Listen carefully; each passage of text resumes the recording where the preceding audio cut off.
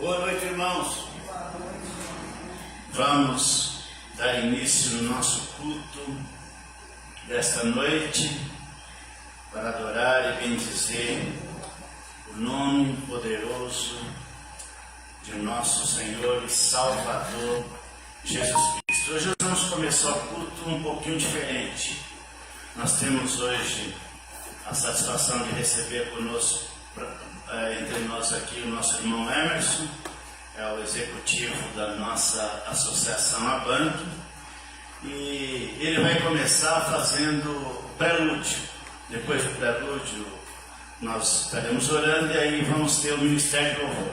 Depois ele terá mais participação no decorrer do culto. Fique à vontade, irmão Emerson.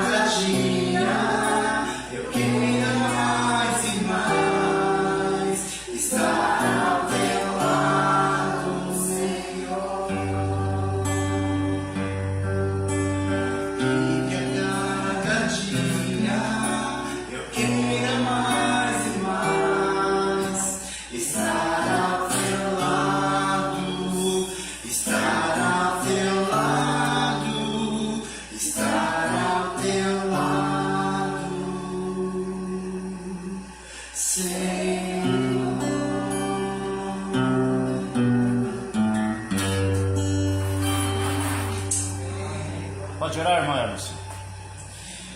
Senhor Deus, muito obrigado, Pai, por essa oportunidade de estarmos aqui reunidos em Teu nome para Te adorar, Pai. Teu é o louvor, a honra e a glória, e o Senhor é o único digno, Pai, merecedor da nossa adoração. Peço em nome de Jesus, ó Pai, que o Senhor esteja conosco nesses momentos que estaremos aqui, ó Pai, para Te louvar, que o Senhor possa estar falando aos nossos corações nessa noite e que possamos sair daqui fortalecidos com a Tua palavra, fortalecidos com tudo aquilo que o Senhor vai nos dizer e nos orientar nesta noite. É o que eu te peço e te agradeço em nome de Jesus. Amém. Amém.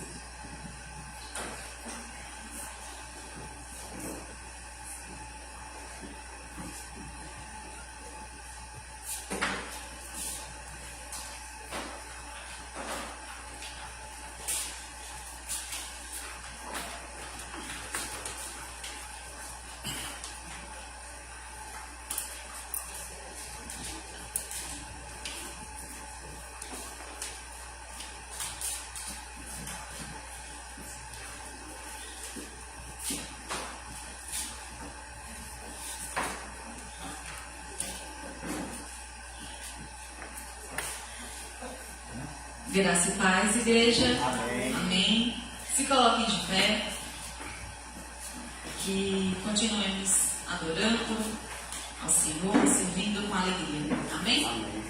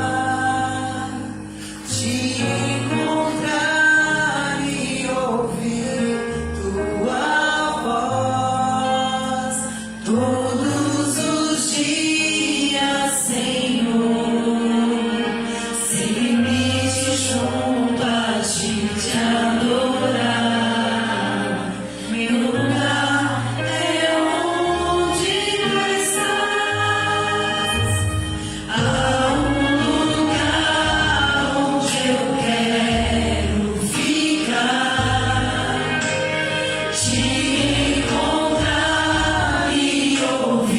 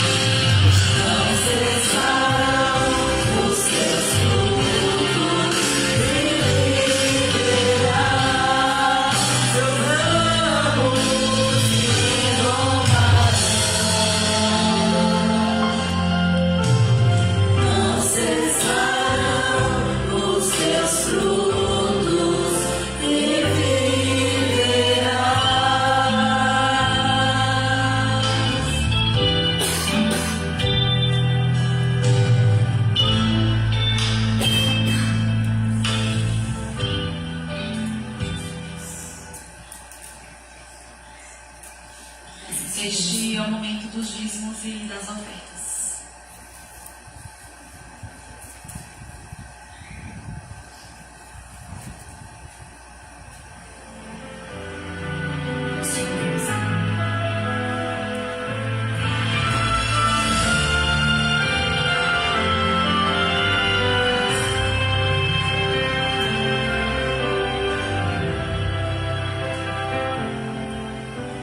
Ao único que é digno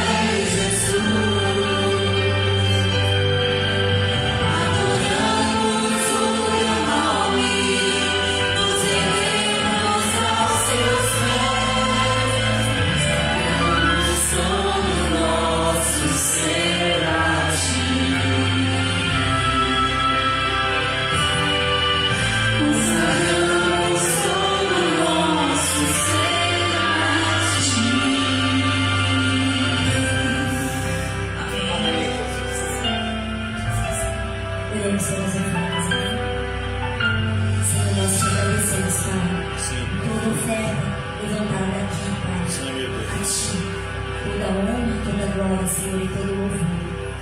Tudo que se apresenta, todo fogo louve a Ti, Senhor. Amém. Tudo que foi apresentado aqui, Senhor, é para Ti. Nós pedimos que o Senhor abençoe, Senhor, cada família representada aqui, Pai. Aqueles que não puderam vir, Senhor, aqueles que estão longe, Pai. Esteja abençoando também, Senhor. E, Pai, entrando com a Tua graça, Senhor, e Teu Santo Espírito nos alcança cada dia, Senhor. Jesus, amém.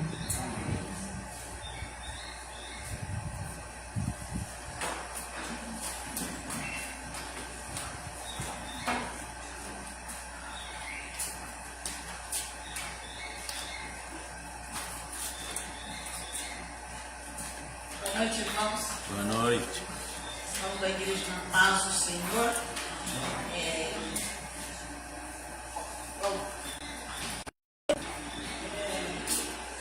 Aquela lá é a divisa desse ano, da convenção, né?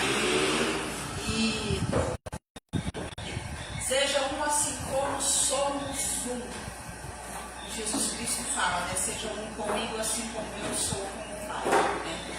Então que nós sejamos um só corpo, um só espírito, uma só mente e um com Jesus Cristo. Vamos aos avisos? No próximo dia 17, o pastor Manuel Augusto estará em Tremembé, numa programação da União Masculina Missionária. Ele vai pregar para os homens, né, uma programação da Bank.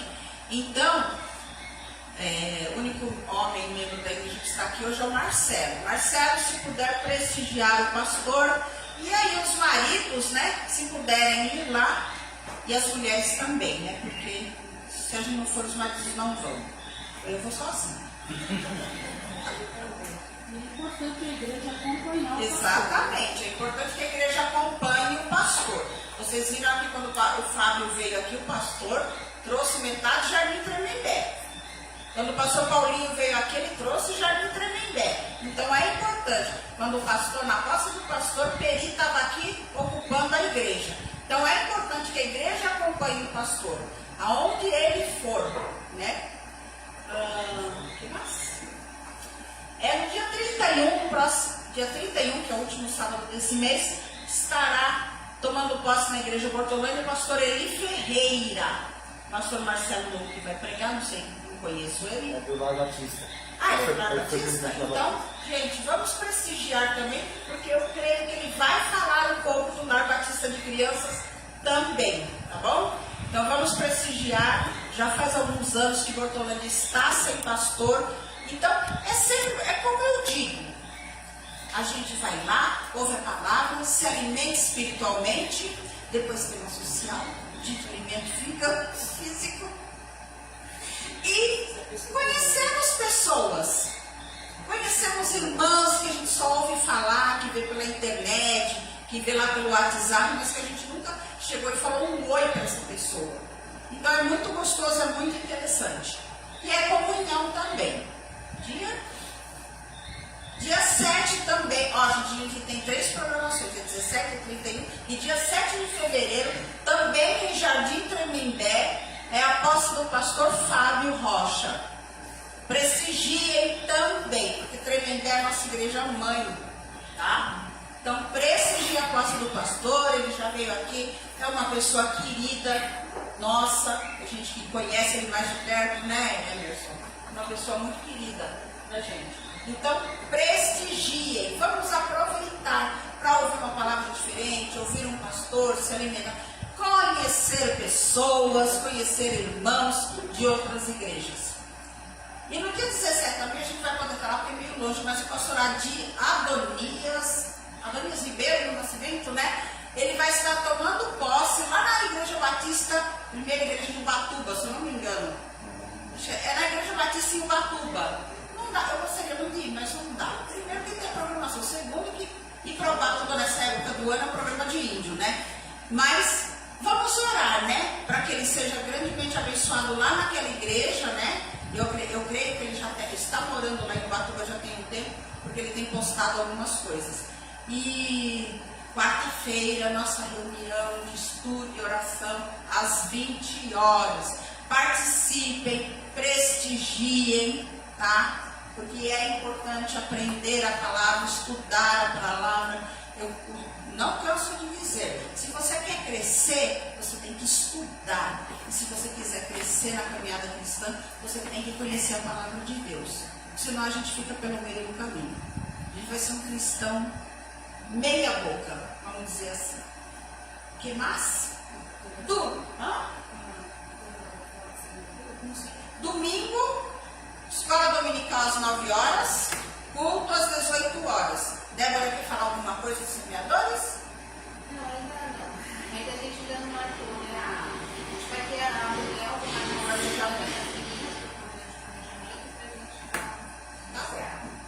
Então é isso, gente. E orem pela nossa igreja. Domingo depois do culto, assembleia. Domingo que vem depois do culto tem assembleia, tá? Por favor, não fujam da assembleia, tá? É importante. Nós vamos colocar lá no aviso, né? E acho que é só isso, né? Passou com a palavra. Eu queria agradecer também de antemão a presença do Emerson. Emerson, além de ser diretor executivo, antes de ser diretor executivo, ele é o tesoureiro da banca. Então ele é o homem do dinheiro da banca. Ou da falta dele. Ou da falta. Tá? É um prazer tê-lo aqui. Obrigado. Vamos ouvir o Emerson. Então vamos ouvir o Emerson antes do pastor pregar.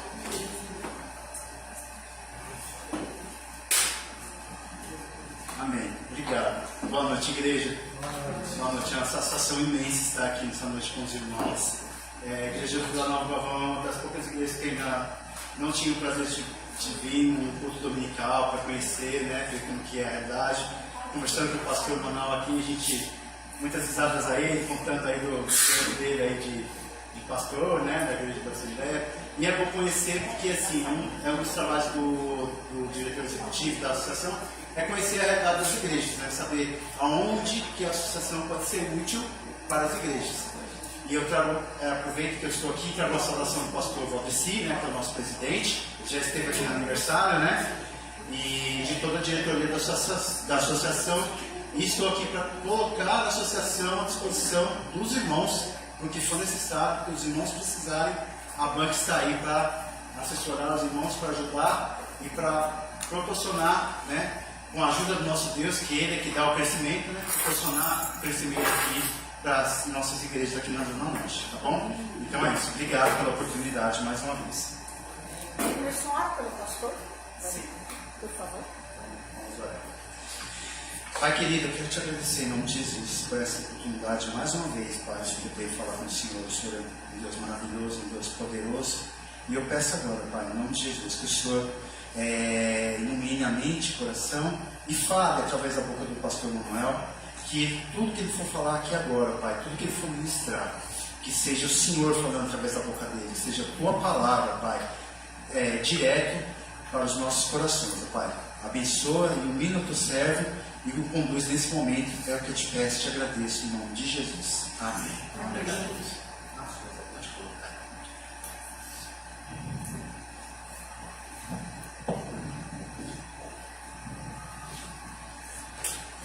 Obrigado, irmão Hermes, por estar conosco nesta noite. E cada irmão também que estão aqui para juntos adorarmos ao Senhor. Convido você a abrir sua Bíblia em Atos 17. Essa semana eu ia continuar os sermões de Romanos, só que quando eu pensei em ir lá para Romanos, para onde eu parei, de repente aparece no meu Instagram o story de uma das irmãs aqui da igreja. E o texto que ela postou me inspirou para fazer o sermão de hoje. O texto que ela postou está em Atos 17, era o versículo 25. Ela já vai lembrar quem é que colocou o versículo 25 na postagem do story do Instagram. Mas eu vou usar uma parte maior do texto. Vou falar do versículo 17 até o 31. Por isso vou pedir aos irmãos que me tolerem, porque o sermão ficou um pouquinho longo. 17 do versículo, o capítulo é 17 do versículo, melhor, o versículo é 16. Do 16 até o 31. Atos 17, do versículo 17 do versículo 16 até o 31. Vou pedir aos irmãos, por gentileza, para se colocarem de pé, e nós vamos fazer uma leitura responsiva.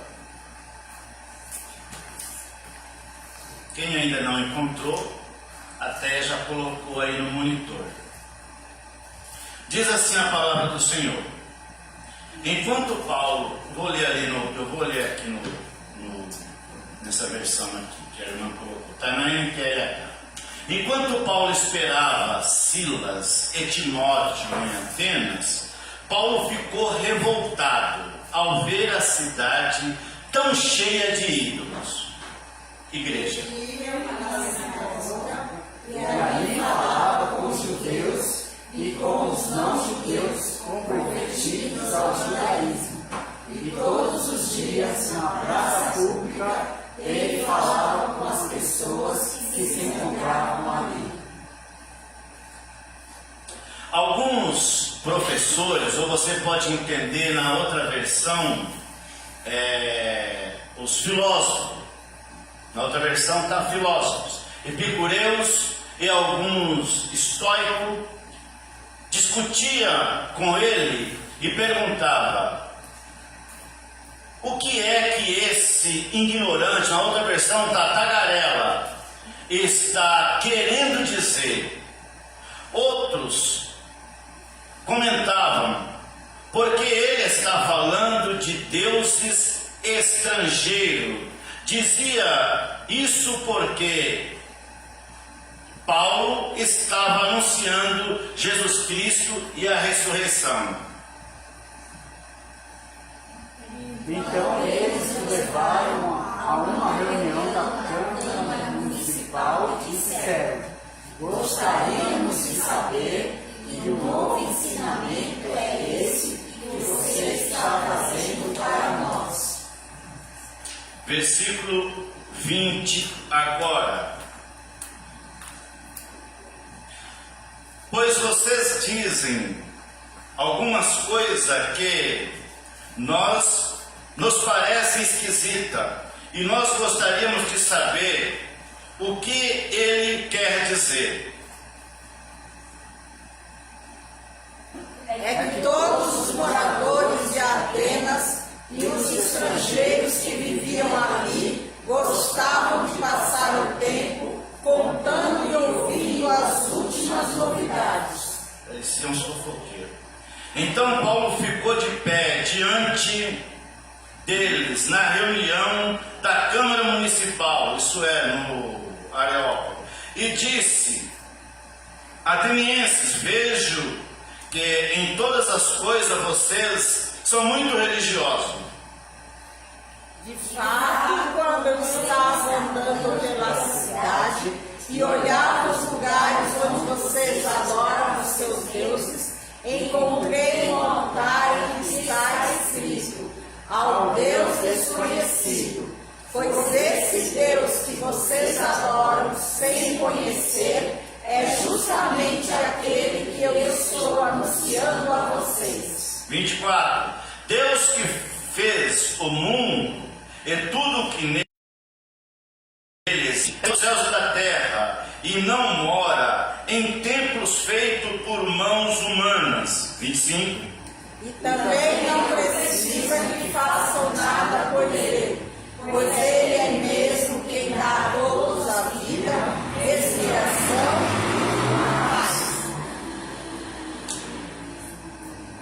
De um só homem, ele criou toda a raça humana para viverem na terra. Antes de criar os povos, Deus marcou para eles o lugar onde iriam morar e quanto tempo ficaria lá. Ele para que todos pudessem procurá-lo e talvez encontrá-lo, embora ele não esteja longe de cada um de nós. Porque, como alguém disse, nele vivemos, nos movemos e existimos. E alguns dos poetas de vocês disseram: nós também somos filhos dele. Já que somos filhos dele, não devemos pensar que ele é parecido com ídolos de ouro, de prata ou de pedra, feito pela arte e habilidade das pessoas. No passado,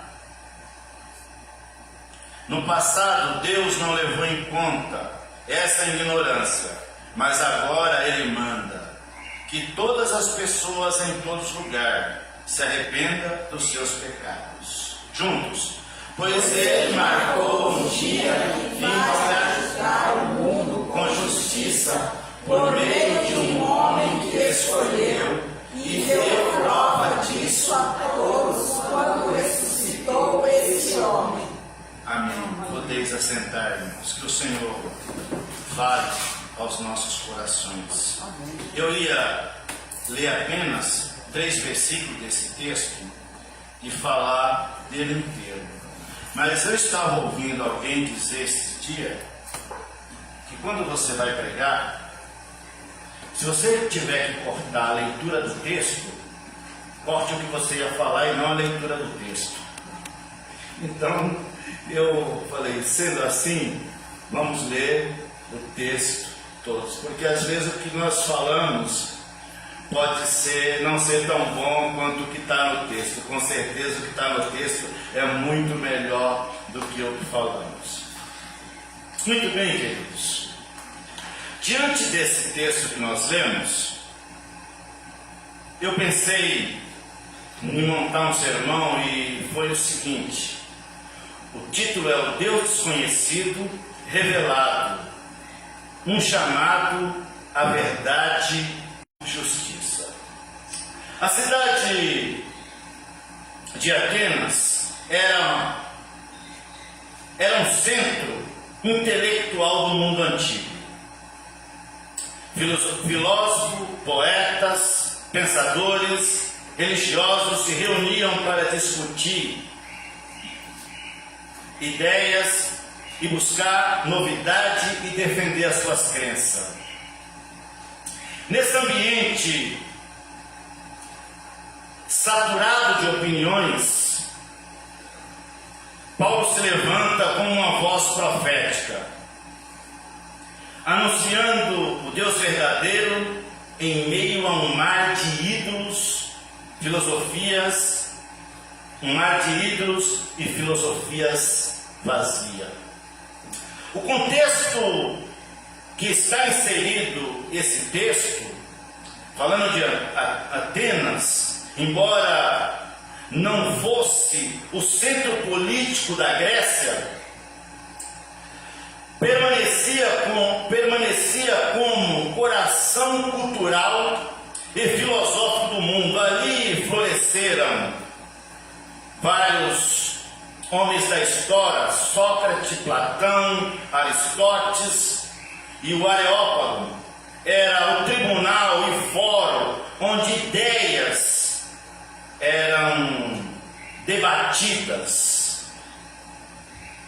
A cidade estava repleta de templos, altares, imagens de deuses.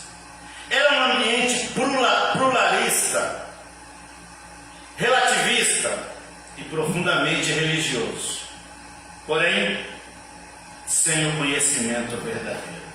Era um mundo cheio de Deus, um lugar cheio de templo, um lugar cheio de crença, mas porém sem conhecer o Deus verdadeiro e sem conhecer a verdade. O que não é muito diferente da sociedade de agora. E nesse cenário que Paulo chega, vindo de Tessalônica, de Bereia, e encontra a cidade mergulhada em idolatria e especulações filosóficas. aí vem o que acontece quando você conhece a palavra e chega num lugar desse. Versículo 16 e 17. A revolta de Paulo com a idolatria. Paulo não fica indiferente àquilo que ele está vendo. Talvez, se fosse um de nós, dizia: isso não é problema meu. Se eles querem seguir desse jeito. Mas Paulo não fica indiferente.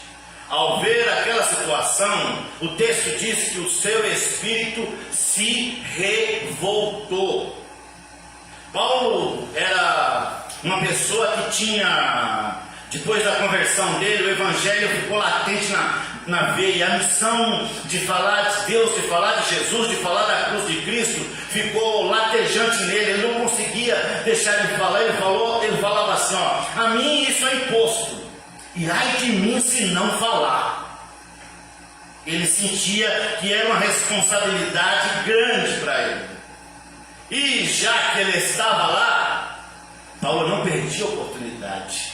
Por isso que ele ensina que precisamos pregar o evangelho em tempo e fora de tempo. Nós precisamos achar a oportunidade. A conversa está girando para o lado de futebol, para o lado de política, ou para o lado de negócio, e de repente você dá um cavalo de pau ali, muda um pouquinho, coloca Cristo na história, entra com a mensagem do evangelho. Porque, segundo alguns comentaristas, se você der um livro de filosofia para um bandido, não vai mudar nada na vida dele.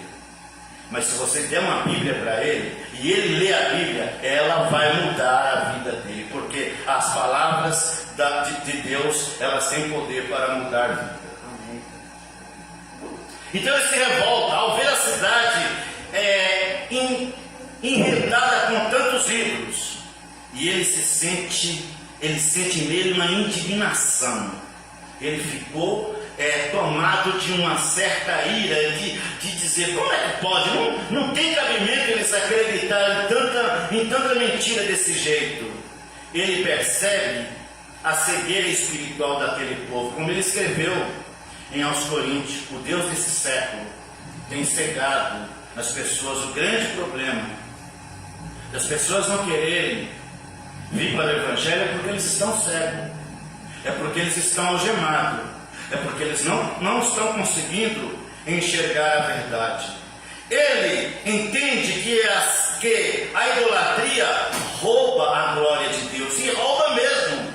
Quando você se torna um idólatra, as pessoas que estão prestando culto a algum tipo de ídolo, eles estão deixando de dar glória para Deus e de glorificar a Deus. E toda a glória só deve ser dada a Deus. Por isso ele discutia na sinagoga com os judeus, com os prosélitos. Prosélito eram pessoas de outra religião convertidas ao judaísmo, pessoas de outra que não era judeu e acabavam se convertendo ao judaísmo, recebia esse título de prosélito. Então Paulo discutia na sinagoga com os judeus, com os prosélitos e também nas praças, aonde tivesse alguém para dar audiência para ele, para ouvir ele estava ali para anunciar Jesus. Paulo não se cala, ele não se esconde, ele ergue a voz com zelo para falar a verdade. É isso que nós precisamos fazer, buscar a oportunidade para falar da verdade. Conta-se, existia um pregador, o príncipe dos pregadores,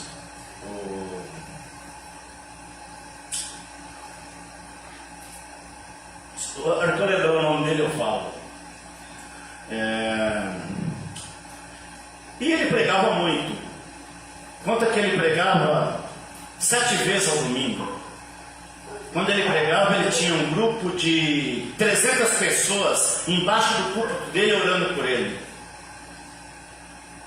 Eu fugi o nome dele, mas eu vou lembrar. E aí, um dia, um sujeito estava indo para a pregação dele, e aí o outro perguntou a ele, o que estava indo era ateu. Ele falou: mas você não acredita em Deus, por que você está indo ouvir ele pregar? Ele falou, eu não acredito, mas ele acredita, então eu vou. E aí o comentarista conclui o seguinte, que às vezes as pessoas que falam mentira, falam como se fosse verdade, e os que falam a verdade, às vezes falam como se fosse uma mentira, não tem convicção daquilo que está falando. Nós precisamos ter convicção de que estamos anunciando um evangelho puro e genuíno que transforma a vida das pessoas. E Paulo tinha essa convicção. Versículos 18 e 19. Paulo refuta os filósofos epicureus e estoicos. Dois grupos se destacam: epicureus e os estoicos. Os epicureus eram materialistas, negava a intervenção divina, achava que Deus não estava nem aí com as coisas, que ele não intervia em nada, buscava prazeres moderado com o sentido da vida. Os estoicos iam por outro caminho, era panteísta. Panteísta, eles acreditam num monte de deuses, defendiam razão como guia supremo, enfatizava a autossuficiência e o domínio das emoções. Ambos rejeitavam a revelação divina, ambos não acreditavam na divindade de Deus, ambos confiavam na sabedoria humana, ambos consideravam Paulo um pregador de deuses estranho. Mas Paulo não recua. Ele apresenta Cristo e a ressurreição, verdades que confrontam tanto o materialismo quanto o orgulho racionalista. O que nós temos visto é que a sociedade do mundo de hoje, eles vivem muito essas filosofias.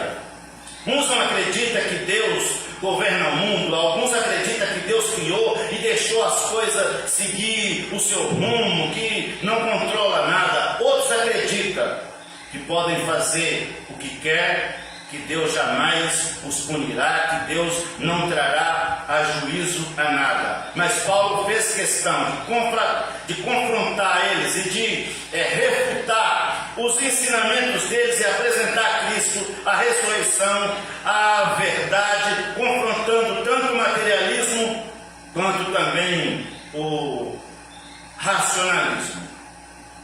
Outro ponto é as últimas notícias de Atenas. O texto diz que os atenienses, eles gostavam de ficar sabendo o que estava acontecendo e de ficar divulgando aquelas notícias. Os atenienses viviam em busca de novidades, eles amavam ideias novas, mas não buscavam a verdade. Talvez hoje nós poderíamos dizer que eles estavam vivendo fake news. Mas Paulo trouxe para eles ali a verdade. Eles estavam preocupados com as notícias do mundo, com as curiosidades do mundo. Aí Paulo chegou com uma boa notícia, com a notícia do Evangelho, o Evangelho que transforma vida. Eles viviam em busca de curiosidade, sem compromisso. Filosofia, mas sem transformação. Religião, mas sem arrependimento. Se não há arrependimento, não há mudança de vida, não pode haver novo nascimento. Se não há novo nascimento, como Jesus disse a Nicodemos, não tem como entrar no reino do céu. É necessário nascer de novo.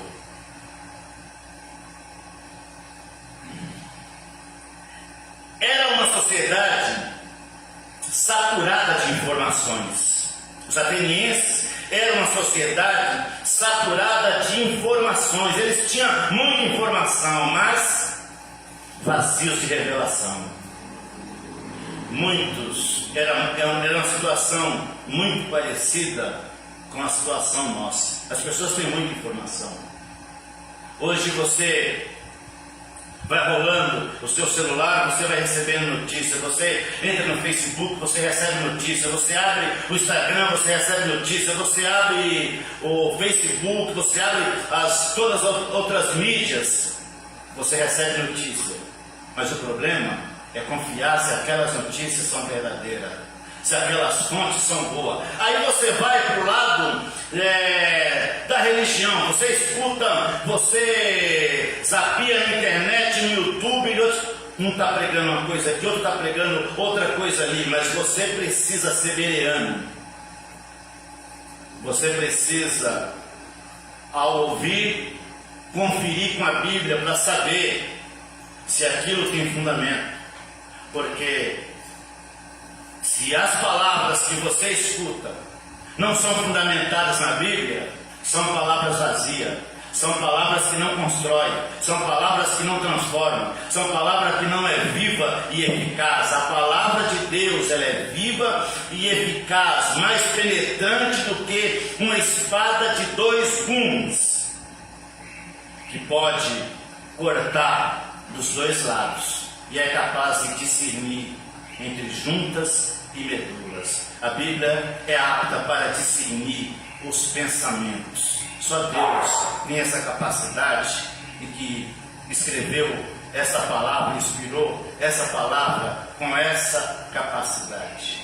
Então, os atenienses que gostavam de ver notícia, era uma sociedade saturada de informação, mas porém vivia como os pregadores da teologia da prosperidade, evangelho de palavras vazias, evangelhos que não transformam a vida, evangelho que não exige compromisso de ninguém, que é somente você venha começar, permaneça do jeito que está. Mas o evangelho não é isso. Evangelho é boas novas, evangelho é boas notícias, mas evangelho também nos chama ao arrependimento, nos chama à mudança, nos chama à mudança de vida, nos chama a sair do nosso comodismo, nos chama a deixar a nossa zona de conforto, a deixar os nossos gostos, que às vezes pode se enquadrar como os atenienses, dentro de alguns nichos de idolatria. Oportunidade que Paulo precisava, do versículo 22 até o 25, do 22 a 25.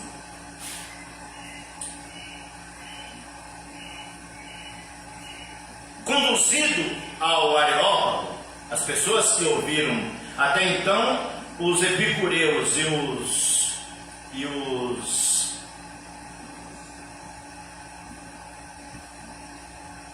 os estoicos estavam dizendo: ele é um falastrão, ele é um pregador de Deus estranho. Então resolveram conduzir Paulo até o Areópago, e lá ele então teve permissão e oportunidade de falar abertamente. Então Paulo recebe a chance de falar oficialmente. Ele começa ele foi estratégico, ele começou levantando eles, começou elogiando a sabedoria deles, elogiando o que ele viu na cidade. Ele começa dizendo assim: reconheço que há grandeza, reconheço a religiosidade de vocês. E aí ele cita o altar, que ele andando pela cidade viu um altar ao Deus desconhecido. Ele usa a cultura para apontar para as verdades, e aí em seguida ele entra com a palavra, aí ele declara: só que nada disso resolve a vida de vocês, porque existe um Deus que é Criador, um Deus que é Senhor, um Deus que é sustentador, um Deus que não habita em templo feito por mãos humanas, um Deus que não depende de homens. E aí Paulo desmonta toda a idolatria e apresenta o Deus verdadeiro, o Deus criador dos céus e da terra, como aquele que tem domínio sobre todas as coisas, como aquele que criou todas as coisas, como aquele no qual nós vivemos por Ele, nós vivemos e nele nos movemos. E sem Ele nós não chegaremos em nenhum lugar, e foi isso que ele queria dizer para aquelas pessoas, que a religiosidade deles não os levaria a Deus, mas Jesus Cristo é que os levaria a Deus. Versículo 26 a 29. Nele vivemos, nos movemos e existimos. Paulo aprofunda a sua argumentação dizendo: Deus fez toda a humanidade de uma só pessoa, de um só ser, só de um homem que ele criou. Ele fez toda a raça humana. Do primeiro casal, Adão e Eva, ele criou todas as coisas. Deus determinou também tempos para mostrar que ele está no controle de tudo e no controle da situação. Que os filósofos acreditavam que Deus não tinha o controle. Aí Paulo então diz para eles: Deus determinou tempos, limites da habitação do ser humano. Ele está no controle de tudo. Nele nos movemos e existimos. E Paulo destaca mais que Deus deseja que o busquemos. Deus deseja que o homem tenha contato com Ele, que ele se relacione com Ele, que ele se aproxime dEle. E aí ele ainda vai dizer: e Deus está perto. Como o salmista diz: perto está o Senhor de todos que o invocam, de todos que o invocam em verdade. O problema dos que praticam a idolatria é que eles não invocam um Deus verdadeiro, não invocam em verdade. E Paulo ainda vai dizer que somos sua criação. E se somos sua criação, e se somos criação de Deus, não podemos reduzi-lo a ouro, a prata, a pedra, a idolatria, ou a uma situação. Ele vai dizer que nós não podemos viver metido na idolatria. A idolatria é uma distorção da verdade. E a filosofia humana é insuficiente para que o homem alcance a Deus, para que o homem chegue a Deus. A vida só faz sentido. Ele vai dizer para aquele povo que a vida só faz sentido se vivermos para Cristo, se vivermos em Cristo. Chegando aqui para o final, Deus marcou o dia do juízo. Paulo conclui com um chamado urgente. Ele diz: Deus não leva em conta o tempo da ignorância de nenhum ser, mas Ele ordena que todos se arrependam, que todos se arrependam. E há um dia marcado para esse dia do juízo. O juízo, e o juízo é Cristo. Ele agora nos oferece graça, nos oferece favor, nos oferece misericórdia. Mas no dia do juízo, Ele senta para julgar e não para oferecer a graça e a misericórdia. A ressurreição é a prova da autoridade de Jesus. O Evangelho não é apenas filosofia, é convocação, não é apenas reflexão, é decisão, não é apenas informação, é transformação. O Evangelho é transformação. Vamos fazer aqui algumas aplicações. A idolatria moderna existe. Não adoramos estátuas, mas idolatramos o dinheiro, o prazer, o sucesso, a ideologia e às vezes nós mesmos. E às vezes nós olhamos para o espelho e idolatramos nós mesmos. Olha, eu sou melhor do que fulano, eu sou bom, eu sou isso, eu sou aquilo. Aí diz um livro que eu li, o autor do livro diz assim, que o pregador pregou e aí no final ele falou assim, mas puxa, como eu preguei bem hoje. Como eu preguei bem. Aí à noite ele teve um sonho. E no sonho revelava a ele em porcentagem do que ele era. E Deus falava para ele, você é tantos por cento carnal, você é tantos por cento egoísta, você é tantos por cento não sei o que, não sei o que. O mínimo que ele tinha era de espiritual. Aí ele falou, eu sou um homem miserável.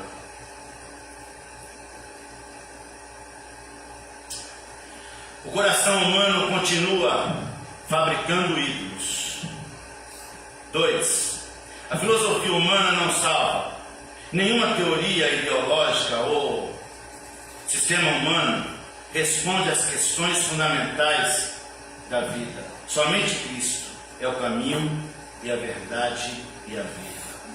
As filosofias não resolvem, as ideologias não resolvem, mas Cristo resolve, Cristo transforma. É Ele que nós devemos fazer questão de anunciar e testemunhar.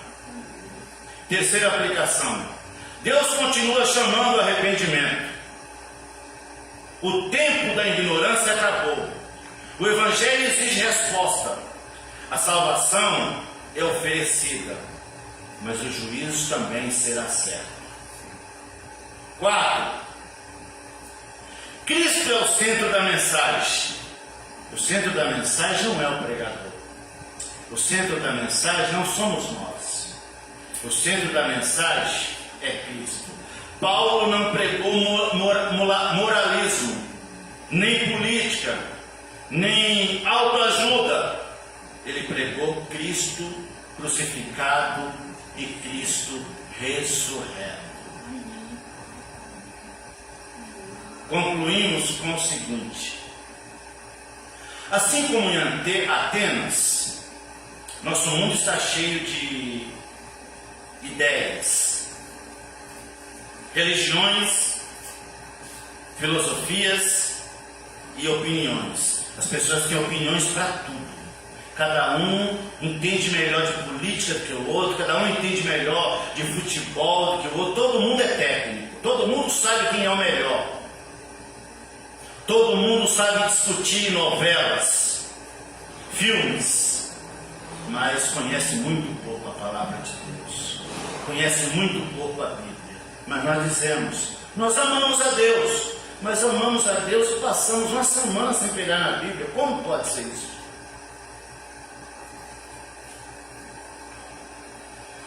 Mas cheio de filosofias, opiniões, mas continuam vazios de Deus. Paulo se levantou no meio da confusão e anunciou o Deus verdadeiro. Hoje, Deus nos chama a fazer o mesmo. Rejeitar a idolatria, abandonar a confiança na sabedoria humana e nos render ao Cristo que vive, reina e julgará o mundo com justiça. Que possamos conhecer o Deus que antes era desconhecido para nós, mas agora se revela plenamente em Jesus Cristo, nosso Senhor. Se Ele é Criador, vivemos para Ele. Se Ele é sustentador, dependamos dEle. Se Ele é juízo, preparemo-nos para encontrá-lo. E que o mundo, ao olhar para nós, ao olhar para você, não veja a filosofia humana, mas o Evangelho que transforma a vida. Amém. Que cada um de nós sejamos um instrumento, como Paulo foi, para, em tempos de trevas, anunciar a luz. Em tempos de relativismo, anunciar que existe uma verdade, e a verdade é Cristo, e é uma verdade inegociável, não é aquela verdade relativa, é uma verdade pura, única e genuína. Ministério do Louvor, com vocês. Depois do Ministério do Louvor, Noé Marçom. Depois da oração, o Noé Marçom vai finalizar com o pós-luto.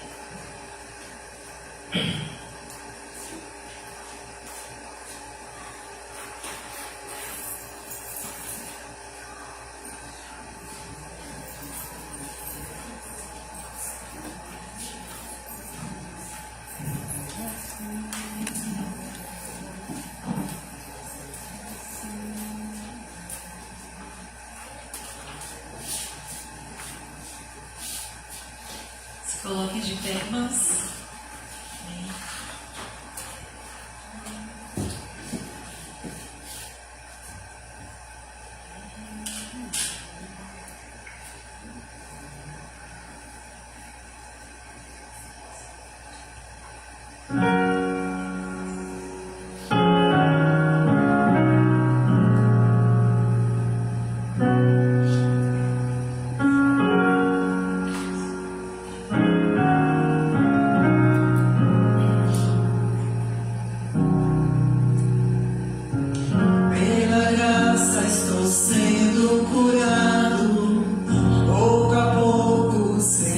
Transformado, perfeito.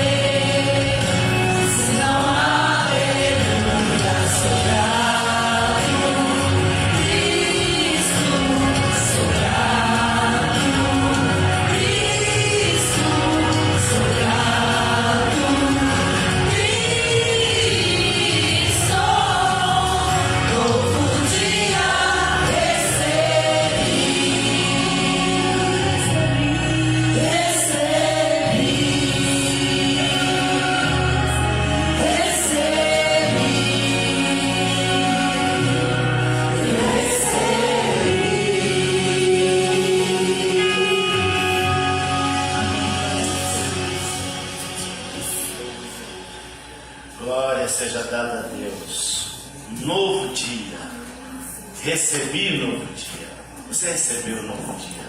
E se você ainda não recebeu, poderá receber hoje. Você que acompanha nas redes sociais aí, ou que vai acompanhar depois, receba Jesus. É a melhor coisa que você vai fazer na sua vida. Ele vai mudar a sua história. Vamos fazer uma oração. Logo depois da oração, o irmão Emerson vai finalizar com o pós-lúdico. Eu vou dar um segundinho para você colocar, orar e pedir a Deus aquilo que você quer. Fale para Ele qual é o seu problema, quais são as suas necessidades. O apóstolo Paulo diz que Ele faz mais do que nós pensamos ou pedimos. Oremos.